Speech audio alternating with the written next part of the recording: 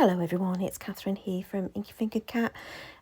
Christmas in July, project number 10. So a couple of days ago, probably maybe a week ago, I cut up some paper into some panels. I made 3 cards, and then this is the leftover bits and pieces of paper that's still on my desk. I just shoved them to one side, and I thought, right, well, let's get these ones made into something. What I did was I decided to go and grab these very old dies. I think they were from first edition, but I could be wrong. They're not in the original packaging anymore. But I decided I was going to cut these because I've not used them for ages and ages. I couldn't remember if I even liked them or if they cut well. Turns out they cut really well. And I do really like them. Unfortunately, I'd already stuck down the paper by this point. So I stuck that die down. You can't really see it because the pattern paper interferes with the white. But never mind. The principle was to get them used.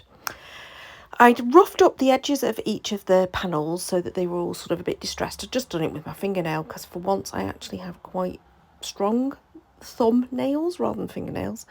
And I couldn't be bothered getting the tool out.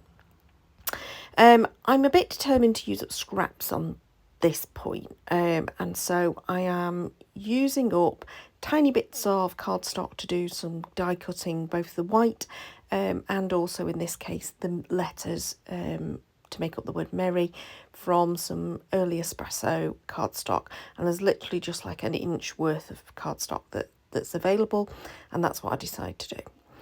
I keep this first card really simple, partly because I'm a bit annoyed because obviously if I'd have planned it out before I'd started sticking things down, I'd have probably turned over that pattern paper, so it was just the plaid, which would have allowed that die cut to stand out more. But, you know, sometimes when you're tired, and I know I was doing this particularly late at night one night, you just don't think. But anyway, never mind.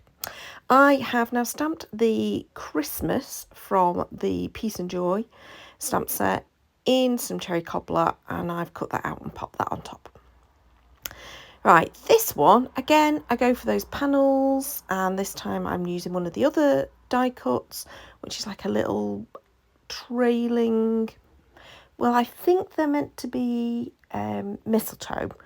I think they look a little bit like hearts, but anyway, I think they're meant to be mistletoe.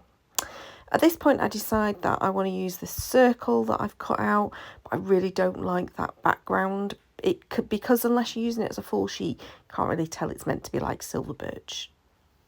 Trunk bark, that's the word I was trying to find. So I've inked that up with the vintage photo, and at this point I really don't know what I'm going to do with this. So I go hunting through the stash and I find some of these Tim Holtz paper dolls that I've still got left, and I think, yeah, I'm going to use those. But in order for it to look right, I decided to just ink up the edge of the whole paper. So it's now got more of a vintagey feel, which works with those paper dolls. I'm keeping the white of the die cut, and I also added on like a little wooden embellishment there, sparkly snowflake. So we're now on to a different day, because I actually filmed this over a couple of different sessions because I was so tired that night I couldn't continue and I got no brain power left. But I'm keeping with the theme of using those playful alphabets dies to do the sentiment and to team it up with a stamp from the Peace and Joy. So this one says joy to you and yours. And I've stamped that in the vintage photo, so it's in keeping with the colour. Now you can see what I'm not doing is mounting these on cards at this point. So I do that at the very end. And that's when I finish them off, but I'm just trying to get the panels done. So I had, in the original session, had done some circle die cutting. So this is one of those panels that's left with the circle missing from the middle. So I've just evened it up around the outside and cut it out, stuck it down. Now you can see I've actually run out of white scrap cardstock that's the right size to fit this wreath die, which, as you can see, is quite fiddly, lots of bits and pieces. Don't watch me, weeding all of those pieces out. So I had got some fresh cardstock for that, doubled over again, bit of Pritt stick in the middle, double it over. It just gives it a little bit more strength because it is thin white cardstock. But you couldn't really see it against the pattern paper, and I thought I'm learning from this mistake from the last time, so I decided to die cut that craft circle, which is about the same sort of size, and I stuck that underneath, and I did a second layer just because there was some scrap there, but also to strengthen it. And I did want it raised up a little bit, so I popped a little bit of fun foam underneath it. Back to my die cutting of letters again, and this time I decided I wanted it to say jolly, just so that there was 3 different sets of sentiments on each of the 3 cards. Don't know why, just that's what I wanted to do. I do double up the letters on this one, just so that because I got enough of that brown scrap cardstock. So I do double them up. Again, I don't think I make you watch all of this. You know what I'm doing. There we go, yeah. So, jolly is my main part of the sentiment, and because it's a weird one where I'm wanting it to go across, but that O is quite fat, I didn't do the usual trick of stick the middle letter down in the middle because I knew it wouldn't be even. So I did do either end first and then filled in from there.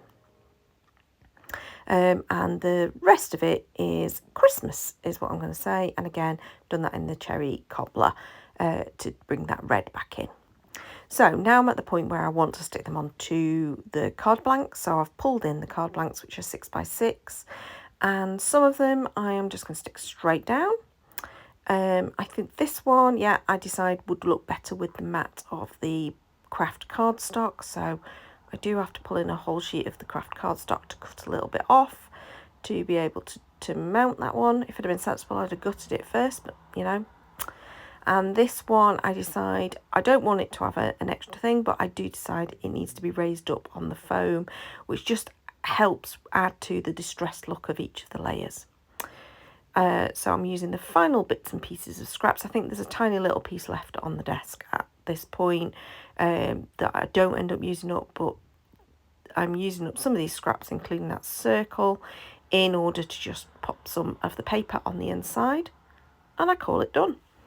So took a couple of sessions to do these just because I was so tired when I started. I probably shouldn't have started, and I probably wouldn't have made that mistake of trying to put a die cut on a very patterned piece of paper, but there you go. I do like these cards. I love how funky that paper looks, and I love the fact that you can turn it into something vintagey as well as something modern. So I hope you're enjoying my Christmas in July series. I'm certainly enjoying getting a whole host of different cards done and challenging myself to use up supplies.